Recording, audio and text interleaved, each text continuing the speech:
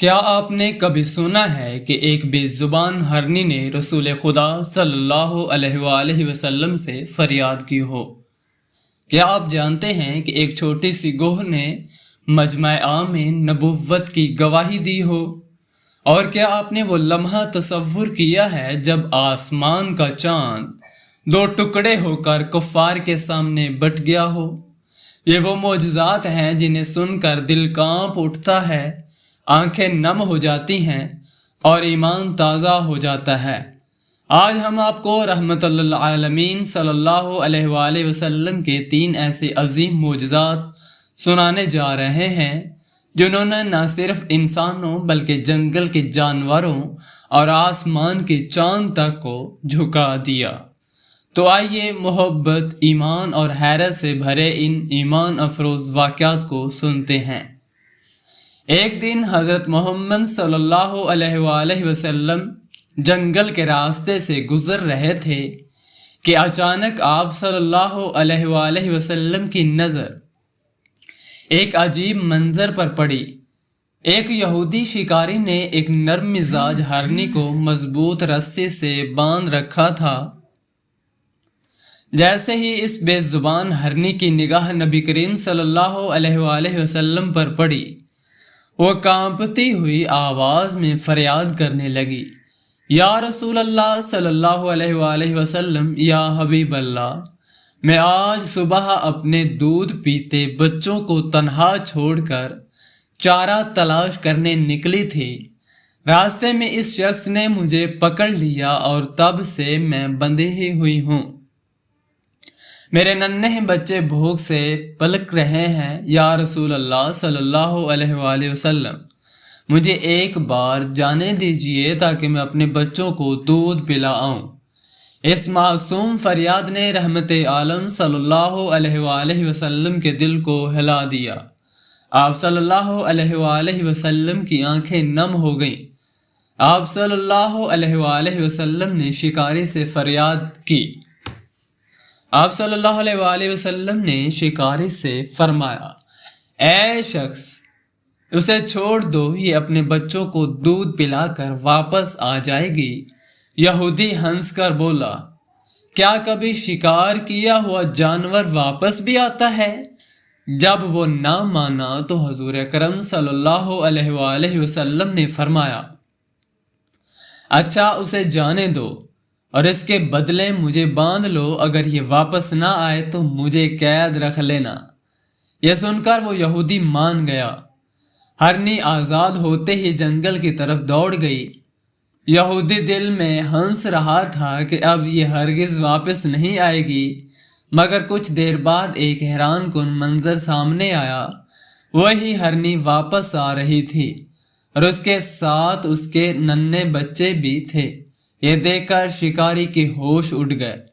ہرنی نے عرض کیا، یا رسول اللہ صلی اللہ علیہ وآلہ وسلم، میرے بچے کہنے لگے کہ جب تک آپ قید ہیں ہم سکون سے دودھ نہیں پی سکتے، اس لیے وہ بھی میرے ساتھ آ گئے۔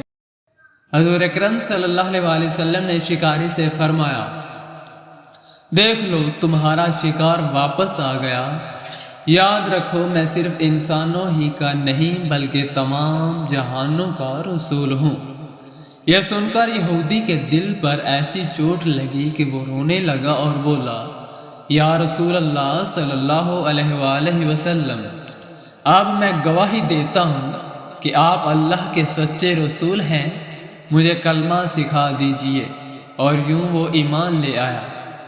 کچھ عرصہ بعد ایک دن رسول اکرم صلی اللہ علیہ وآلہ وسلم صحابہ کرام کے ساتھ مجلس میں تشریف فرما تھے کہ ایک بدو اندر آیا۔ اس کے ہاتھ میں ایک گوہ تھی۔ اس نے کہا، میں اسے رسول نہیں مانتا، اگر یہ گوہ بول کر گواہی دے دے تو میں ایمان لے آؤں گا۔ آپ صلی اللہ علیہ وآلہ وسلم نے فرمایا، اچھا اسے چھوڑ دو۔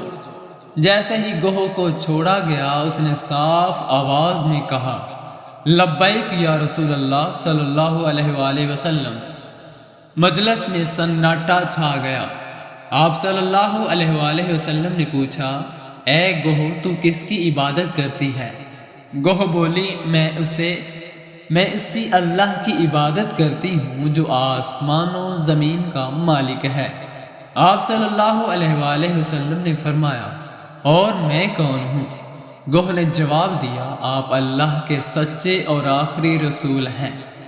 یہ سن کر بدو لرز گیا، فوراً کلمہ پڑھا اور مسلمان ہو گیا۔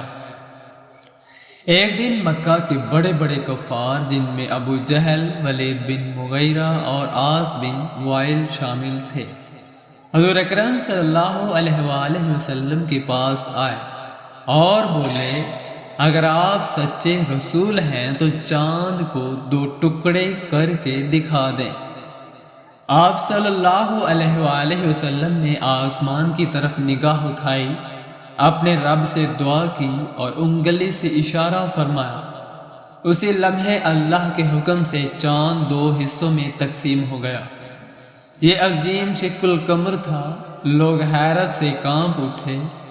پہاڑ دونوں ٹکڑوں کے درمیان نظر آ رہا تھا، لیکن بدبخت کفار پھر بھی بولے یہ جادو ہے، حالانکہ آسمان بھی گواہی دے چکا تھا کہ محمد صلی اللہ علیہ وآلہ وسلم اللہ کے سچے رسول ہیں۔ جانور بول اٹھے، چاند پھٹ گیا، مگر جن دلوں پر تکبر کی مہر لگ جاتی ہے وہ پھر بھی سچ قبول نہیں کرتے۔